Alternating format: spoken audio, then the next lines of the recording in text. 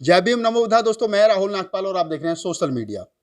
बाबा साहब doctor B R Ambedkar ने 14 अक्टूबर 1956 को बौद्ध धर्म की दीक्षा ली और उनके साथ उनके कई लाख अनुयायियों ने नागपुर के दीक्षा भूमि में दीक्षा ली थी। उसके बाद में मुल्क भर में हजारों बार दीक्षा समारोह का आयोजन किया गया, कहीं छोटे पैमाने पर तो कहीं बड़े पैमाने पर। आज भी आप देखते होंगे कि 14 अक्टूबर जैसे ही हर साल आता है तो उसके आसपास छोटे बड़े समारोह गली मोहल्ले में और ग्राउंडों में होने शुरू हो जाते हैं कि लोगों को बौद्ध धर्म की दीक्षा देनी है। लेकिन अब आपको कहीं जाने की ज़रूरत नहीं है, ना ही किसी प्रोग्राम में, ना ही किसी बौद्ध भिक्षु के पास और ना ही किसी संस्था के पास धर्म की दीक्षा लेने के लिए। अगर आपको बौद्ध धर्म अपनाना है तो अब आपके पास में आपका मोबाइल है और मोबाइल में एक ऐप जो है वो बहुत जल्दी आने वाला है और उस ऐप को आप खोलिए और उसमें जो उसको फुलफिल कीजिए, जो उसमें फॉर्म है, उसके बाद आपको बौद्ध धर्म की दीक्षा जो है वो मिल जाएगी और सर्टिफिकेट भी मिल जाएगा। मेरे साथ मुकुंद बौद्ध हैं जिन्होंने इस ऐप को बनाया। उनसे बातचीत करते हैं कि ये ऐप कब तक बाजार में आएगा और ये ऐप कैसे काम करेगा। मुकुंद, आपका स्वागत है। हमारे दर्शकों को बताइए कि जो ऐप आपने बनाया उस ऐप का नाम क्या है? धन्यवाद आपने अपने जी। टीवी पे बुलाने के लिए। जो ऐप अभी हम लॉन्च करने जा रहे हैं उसका नाम है दीक्षा, जी। जो कि 26 जनवरी को हम 2022 को लॉन्च करने जा रहे हैं। उस ऐप का मकसद ये है कि आप घर बैठे कहीं भी, अगर आप घर पे हो या कहीं भी दुनिया के किसी भी कोने में हो, आप दीक्षा ले सकते हो। हम्म। और दीक्षा लेने का पर्पस ये है कि आपका समय बचे और आप इजीली दीक्षा जो है एक प्लेटफॉर्म से ले पाए जो कि ऑथेंटिकेटेड और act by Buddhist society of India की तरफ से होगा। तो ये certificate Buddhist society of India की तरफ से ही आपको मिलेगा। आपने कहा कि बुद्धिस्ट सोसाइटी ऑफ इंडिया जो है उस ऐप में काम करेगी, एक तरीके जी से वही सर्टिफिकेट इशू करेगी और उसी वही एक ऑथराइज जो जी संस्था है वो है। जी तो ऐप जो आप बना रहे हैं, इस ऐप को आपने बनाया, मतलब बना रहे हैं कंप्लीट, जैसा आपने बताया कि जी 26 जनवरी जनवरी को। 2022 को ही आप लॉन्च कर देंगे। कोई जगह है, कहाँ लॉन्च करेंगे, कुछ विचार किया है अभी? कौन कौन लोग होंगे, कैसे पूरा प्लान होगा? जो ऐप हम लॉन्च करेंगे वो काफ़ी बड़ी एक कॉन्फ्रेंस हॉल में अब हम करेंगे, जिसमें 2 से 5,000 आदमी बुलाया जाएगा और वहाँ पे दीक्षा भी दिलाई जाएगी उस सेमिनार में। तो वहाँ पे लोगों को दीक्षा देने का एक मतलब हमारा मोटिव भी, कंसेप्ट भी सामने आ जाएगा और दीक्षा भी दिलाई जाएगी। मेन जो है उसमें क्या-क्या रिक्वायरमेंट है? क्या आधार कार्ड चाहिएगा या जी। ऐसा तो नहीं है कि उसके परिवार से पहले कोई लोग बुद्धिस्ट है, नहीं है? मतलब कोई क्या बेसिक जो नीड है वो क्या-क्या चीज़ देनी ये पड़ेगी? आपने काफ़ी अच्छा क्वेश्चन किया। जैसे कि अभी तक बुद्धिस्ट सोसाइटी ऑफ इंडिया जिस तरह से दीक्षा दिलवा रही थी, लोगों की केवाईसी करवा रही थी, जिसमें नाम, पता, एड्रेस, आधार कार्ड लिया जाता है ऑथेंटिकेशन के लिए, वो सभी चीज़ें ली जाएँगी। सेम वही प्रोसीजर रहेगा, बट वो आपका डिजिटली हो जाएगा। और जब डिजिटली होगा तो आप इज़िली वो सर्टिफ़िकेट अपने फ़ोन से ही आपकी ईमेल पे और आपके फ़ोन में डाउनलोड हो जाएगा। कोई फीस वगैरह इसके लिए आपने रखी है? कोई जी, फीस कटेगी जी। उसकी, मतलब कुछ इस प्रकार से? इसका ये रहेगा कि जो भी person Buddhist society of India की तरफ से दीक्षा लेगा, उससे 50 रुपए की फीस रखी है, जो कि सामाजिक काम के लिए यूज़ किया जाएगा। सामाजिक काम के लिए यूज़ किया जाएगा। जो लोग लाखों की संख्या में, करोड़ों की संख्या में पहले दीक्षित हो चुके हैं, जी। बौद्ध धर्म की दीक्षा ले चुके हैं, बाबा साहब डॉक्टर अम्बेडकर के साथ जिन्होंने ली थी, उनके बाद में जिन लोगों ने दीक्षा लिया, क्या उन लोगों के लिए भी कुछ इसमें ऐप जो आप लेकर के आ रहे हैं, उनकी काउंटिंग कैसे होगी? उनके लिए क्या कोई दोबारा से फॉर्म भरवाया जाएगा? क्या होगा इसमें? देखिए, जिन लोगों ने भी पहले से अगर दीक्षा ले चुके हैं बुद्धिस्ट सोसाइटी ऑफ इंडिया की तरफ से, वो डाटा जो अभी तक रजिस्टर्ड नहीं हुआ है, हुँ। उसको भी हम अपनी एक टीम बिठाएँगे और वो टीम हर दिन उस डाटा को एनालाइज़ करके सारा डाटा को दोबारा से हमारे नए सिस्टम में, क्लाउड बेस्ड सिस्टम में डालेगी, जिससे कि पुराना डाटा और नया डाटा एक ही सीरीज़ में चलेगा। एक ही सीरीज़ में चला। जी। दिल्ली के सामाजिक अधिकारिता मंत्री राजेंद्र पाल गौतम, उन्होंने एक नारा दे रखा है, मिशन 2025, 10 करोड़ लोगों को बौद्ध बनाना। उन्होंने भी एक ऐप लॉन्च किया है। जी। उनसे कोई डिस्कस हुआ? 2 जगह काम होगा, आप शायद 1-2 अगर एक ही प्लेटफ़ॉर्म पे आके काम करें तो ज़्यादा बेहतर हो। आपने बहुत अच्छी बात कही। हमारा जो ऐप है उसका मकसद ये है कि एक इकोसिस्टम को बना के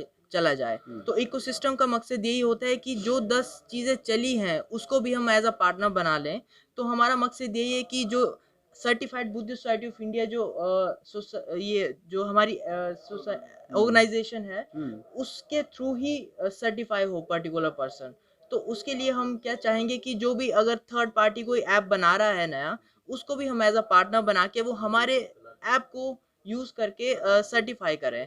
और उनको एज अ पार्टनरशिप प्रोग्राम के साथ लिया जाएगा, जिससे उनकी भी रेवेन्यू जनरेट होगी। नहीं, आपने कहा रेवेन्यू जनरेट होगी, लेकिन मैं उनसे भी, उनका भी मैंने इंटरव्यू किया था। उन्होंने मुझे बताया कि मिशन जय भीम करके एक संस्था उन्होंने रजिस्टर्ड कराई है और वो ही सर्टिफिकेट जो है वो देगी। तो आपको, आप जो है वो भारतीय बौद्ध महासभा जो है वो आपको सर्टिफिकेट देगी, उधर वो मिशन जय भीम जो है वो सर्टिफिकेट। तो ऐसे में क्या दोनों संस्थाओं का साथ आना आपको लगता है कि मतलब आ सकते हैं? कुछ ऐसा टेक्निकल कोई प्रॉब्लम तो नहीं होगी? सर साथ आ सकते हैं, क्योंकि साथ आने का मकसद ये है, क्योंकि हम जब सर्टिफाई कर रहे हैं किसी को, वो एक particular doctor B R Ambedkar की तरफ से बनाई हुई ऑर्गेनाइजेशन से कर रहे हैं।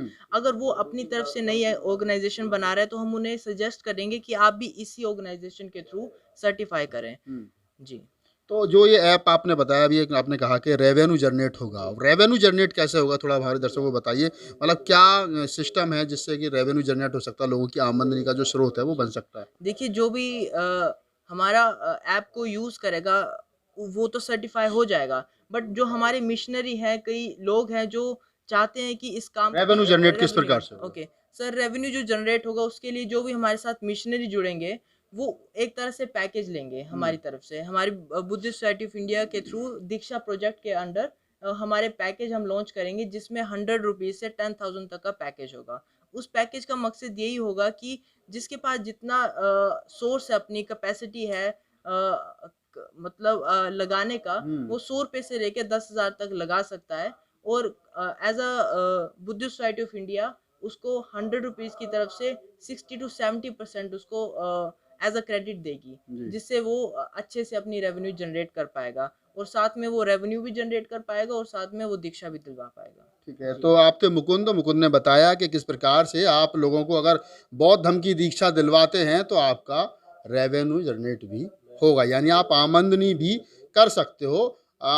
26 जनवरी का इंतजार कीजिए, जिस दिन ये ऐप लॉन्च होगा। मैं दोबारा मुकुंद से बात करूंगा और कोशिश करूंगा कि वो ऐप उस दिन आपको चला करके दिखाया जाए कैसे भरना है, क्या करना है, वो सारी चीज़ें हम तब करेंगे। तब तक आप इंतजार कीजिए और देखते रहिए सोशल मीडिया। जो आज एक नई टेक्नोलॉजी का दौर चल रहा है, उसमें एक नया प्रयोग किया जा रहा है, मैं उसके लिए बधाई दूंगा। लेकिन इसमें एक विनती है कि हमारी जो दीक्षा प्रोजेक्ट है, ये तो एक इंडिकेशन देगा कि हमारे कौन लोग दीक्षा ले रहे हैं। जो बाबा साहब के समय से लेकर आज तक जो दीक्षा ले चुके हैं, वो कहाँ जाएंगे बेचारे। तो अगर हो सके तो इसको दीक्षित प्रोजेक्ट रख लिया जाए, ताकि इसमें वो लोग भी एंटर कर जाएं, क्योंकि वो संख्या लाखों में है। और जो एक थोड़ा सा जो एक बिखराव का माहौल चल रहा है कि नहीं हम तो वहाँ से दीक्षा ली, हमने वहाँ से ली, एक्स से ली, वाई से ली, जेड से ली, उसको एक अम्ब्रेला में लाने का एक काम कर सकता है। दूसरा मेरा तथ्य ये था कि जो अभी आदरणीय भीमराव जी कह रहे थे और सुनील जी बता रहे थे कि हम प्राइवेट इंडस्ट्री और प्राइवेट बैंक की स्किल भी जाएंगे। देखिए, हमें कोऑपरेटिव तक रहें तो ज़्यादा बेहतर है। कोऑपरेटिव तक रखें और प्राइवेटाइज की तरफ हम ना जाएं, तो उस समय बहुत बड़ा नुकसान है। क्योंकि अगर हम खुद निजीकरण को अगर मतलब अपना अगर इंटरप्रेट अगर स्थापित करेंगे या हम अपने आप को करेंगे, हम इनडायरेक्ट वे में निजीकरण का सपोर्ट कर देंगे। हमें हर कंडीशन में इस देश में हो रहे निजीकरण का विरोध करना है, वो किसी भी सूरत में नहीं होने देना है, क्योंकि निजीकरण जो है वो हमारे ऊपर एक बहुत बड़ा हमला है।